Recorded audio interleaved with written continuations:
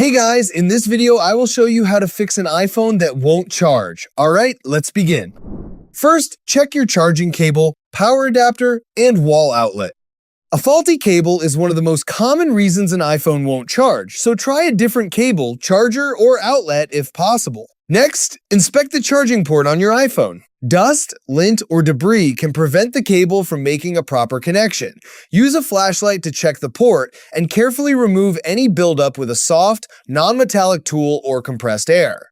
If your iPhone supports wireless charging, place it on a wireless charger. If it charges wirelessly but not with a cable, the issue is likely with the charging port or charging cable. If it still won't charge, perform a force restart. Quickly press and release the volume up button, then the volume down button, and finally, press and hold the side button until the Apple logo appears. This refreshes the system without deleting any of your data.